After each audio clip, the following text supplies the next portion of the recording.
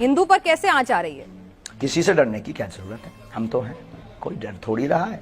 डर रहा होता तो इतना मुखर करके क्यों बोलता कोई? डर रहा होता तो इतना ताल ठोक कर ललकार कर कोई पूरे नेशनल मीडिया के सामने क्यों बोलता? कोई डर रहा होता तो सबका सामना क्यों करता? डर रहा होता तो आपसे डिबेट में बात, आपसे आपके प्रश्नों के क्वेश्चन के आंसर क्यों देता?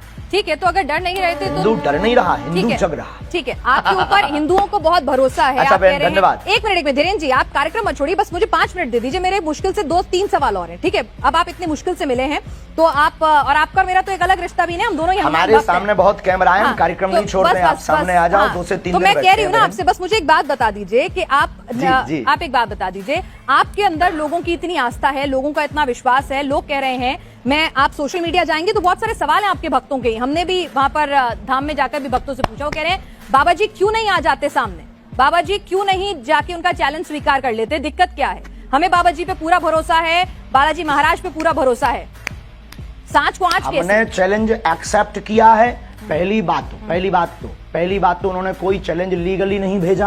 अच्छा। ना कोई हमारे पास चिट्ठी भेजी, ना उन्होंने कोई अपना व्यक्ति भेजा। अब ये झूठी मूठी बातें, कोई अपने घर के अंदर चूड़ी बजा करके नाचता रहे, नंगा नाचता रहे, हमें क्या लेना देना है?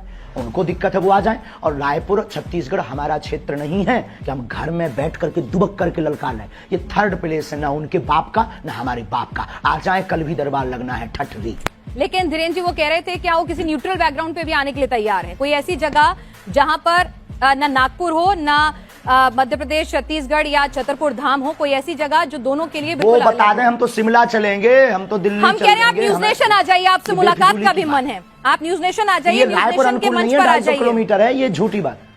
आप न्यूज नेशन आ जाइए, श्याम मानव जी को भी बुला लेते हैं और हाथ कंगन को आरसी क्या क्यों आ जाए? प्यासा मेहमान बनकर आइए। कुआं थोड़ी चल करके पैसे के पास जाएगा। अच्छा नहीं प्यासा कुआं। हाँ तो आप कह दीजिए कि आप जैसे यहाँ न्यूज नेशन उन्होंने कैमरा भेज दिया, सुरक्षा की गारंटी आपकी और उनकी है।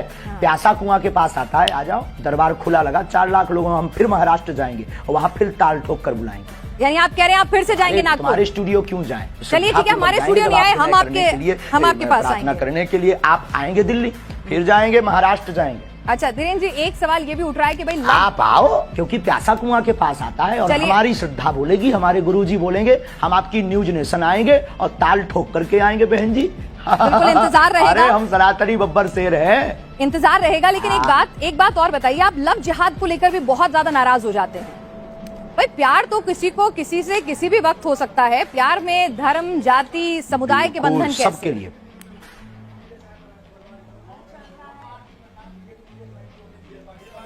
हाँ, लेकिन प्यार करना गलत नहीं है, लेकिन प्रायोजित ढंग से प्यार के चक्कर में फंसाकर हमारी बहन बेटियों के 36 टुकड़े करना क्या सही है? आप पक्षधर हो इसके। यानी आप हिंदू मुस्लिम की शादी के खिलाफ नहीं है, बस वो बताकर शादी करें, बताकर प्यार करें कि मैं मुसलमान हूं या मैं हिंदू हूं। आप हिंदू मुस्लिम की शादी के खिलाफ नहीं है? हाँ, हमें कोई दिक्कत नहीं है, हिंदुओं से भी मुसलमान की बहनें भी कर सकती हैं। आपने कहा था कि आपने जिस तरह से सवाल के जवाब में, आपका जवाब मैं सुन रही थी, आपका इंटरव्यू था कि अगर कोई हम पे बंदूक उठाए तो उस पे बंदूक तान दो। मतलब आप गांधी जी को नहीं मानते कि कोई एक गाल पे तमाचा मारे तो दूसरा गाल आगे कर दो? महात्मा गांधी के हम पूर्ण समर्थन में हैं, उनकी अहिंसा वाली बातें हमारे रंग रंग में भरी हुई हैं, लेकिन आत्मरक्षा करना भी तो उन्होंने ही सिखाया। अब जब मर जाएंगे तो फिर कौन आत्मरक्षा करना सिखाएगा? जब हम ही नहीं रहेंगे, शरीर नहीं रहेगा, तो कहाँ का कानून, कहाँ का संविधान, कहाँ की विचारधारा, सब शून्य हो जाएगी। तो आत्मरक्षा करना ही तो एक कानून है। आत्मरक्षा संविधान पढ़ा जी बिल्कुल, लेकिन आप जिस तरह से बुलडोजर की बात करते हैं, लॉजिकल है माय डियर सिस्टर। नहीं, आत्मरक्षा इलॉजिकल नहीं है, लेकिन लोगों के घर पर बंदूक, बुलडोजर, वो भी आत्मरक्षा है। अच्छा एक बात और अंतिम हम बोल देंगे, हमारी प्यारी बहन, आपकी जय हो, आपके साथ एक नाता है कि आप भी हनुमान भक्त हो। अंतिम बोल देते हैं कि आज हमको जिन जिन को दिखाना था पूरे भारत को, हमने दिखा दिया कि भ्रम फैलाना बंद कीजिए। और हम फिर कहते हैं कल का दरबार लगना है, उनको खबर भेज दीजिएगा, नहीं तो आज के बाद इस प्रकार से कोई भी बात नहीं करेगा उस आदमी के बारे में, उसको हम भगोड़ा घोषित कर देंगे। ठीक है, आप ये बताइए आप शादी कब कर रहे हैं?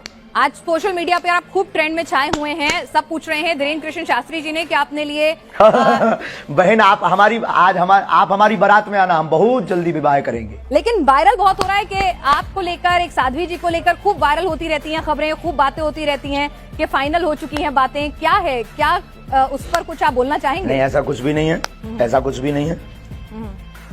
ये मिथ्या और झूठ है, ये गलत मिथ्या और झूठ है, और जब भी करेंगे डंका बजा करके करेंगे। तो लड़की पसंद कर ली है आपने? बहुत बहुत धन्यवाद। अब आप सामने आएगा, कुछ बातें सामने समझ में आई। कल दरबार लगना है, अगर हो सके तो आपको बहुत प्रश्नों के उत्तर कल दरबार में मिल जाएंगे। आ जाओ, आकर के बैठ करके देखो, और फ्लाइट का टिकट आज रात को ही करवा लो, कल पनीर हम खवाएंगे बहन। चलिए धीरेन्द्र जी, आप हमारे साथ, आपके पास वक्त की कमी है। कंगन को आरसी क्या? चलिए कंगन को आरसी क्या, ये बताइए। कंगन को आरसी क्या? एक और सवाल आया है। दूध का दूध और पानी का पानी हो जाए। आपका ये इंटरव्यू लाइव जा रहा है, इस इंटरव्यू में एक सवाल और आया है, तो वो और पूछ लेती हूँ। एक माइंड रीडर है, वो कह रही हैं कि हम भी माइंड रीडिंग करके हजारों की भीड़ में से नंबर बता देते हैं, नोट पे क्या नंबर लिखा है, क्या सीरियल ऑर्डर है, ये सब बता देते हैं, तो आप उनसे अलग कैसे हो? हम नंबर नहीं बताते हैं, बहुत बड़ी कृपा है ये हमारे ऊपर। ना तो हम मोबाइल नंबर बताते हैं, हम ना नंबर बताते हैं, ना ये कोई घोषणा करते हैं, ना हम कोई जादूगर हैं, ना हम कोई इन सब चक्करों में पड़ते हैं। और कृपा में और रीडिंग में, अच्छा रीडिंग ये होती है जब व्यक्ति सामने हो। आज हमने दरबार आपने देखा नहीं है, क्या है आपका जो अनुभव है? नहीं देखा है, हमने देखा है, हमने देखा है, हमने पूरा देखा है। आप पर्ची पर लिखकर बता रहे थे, लोगों के नाम बता रहे थे। किसी पत्रकार को हमने पहले से ही पर्चा बनाकर रख दिया था, अब ये माइंड रीडिंग से बाहर विषय। अच्छा, तो आप ये कह रहे हैं अगर मैं अपने साथ, ठीक है धीरेन्द्र जी, मैं एक आपसे पूछ रही हूँ कि अगर मैं अपने साथ 2 लोगों का लेकर आती हूँ जिनको पहले से नहीं बताती हूँ कौन वो लोग हैं, उनके बारे में आप अपने दरबार में सब कुछ बता देंगे? आपके पास वो दिव्य शक्ति है? देखो, जो हमें आज्ञा लगेगी, जो उनका प्रश्न मनोभाव का होगा वो हम लिख देंगे। जो हमें गुरु कृपा होगी, आपके कहने पर या आपके प्रमाण पत्र के लिए हम दरबार नहीं लगाएंगे। दरबार में लेकर आइए, राम नाम का उनसे जाप करवाइए, फिर अर्जी लगेगी। यानी मतलब आपका मन होगा तो बताएंगे, नहीं होगा तो नहीं बताएंगे, ये है ना मामला? 8 बज गए हैं, श्योर शॉर्ट कुछ नहीं है। फोन पे है क्या? हमारा कोई मन नहीं होता है, शक्तियों का मन होता है। तो शक्तियों का मन, अगर हम लोग दिल्ली से आएंगे स्पेशली आपके पास, अगर दिल्ली से स्पेशली आपके पास आएंगे, तो ऐसा भी हो सकता है कि गुरु प्रेरणा नहीं हो, आप ना बता सके वहां पर कुछ, आपको कुछ समझना है। 1 मिनट, वहां फोन लगा दो उनको।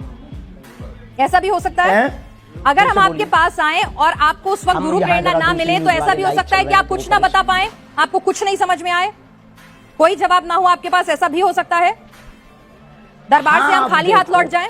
देखो, बिल्कुल बिल्कुल बिल्कुल बिल्कुल। दरबार में आकर के आप बैठिए, सीताराम जप करिए। दरबार खाली हाथ कौन लौटता है? सीताराम नाम का जप दरबार में बैठने भर से सामूहिक अर्जी मात्र से ही कल्याण हो जाता है। पंडित धीरेन्द्र कृष्ण शास्त्री जी हमारे साथ हैं। महाराज जी, आपका स्वागत है न्यूज नेशन पर।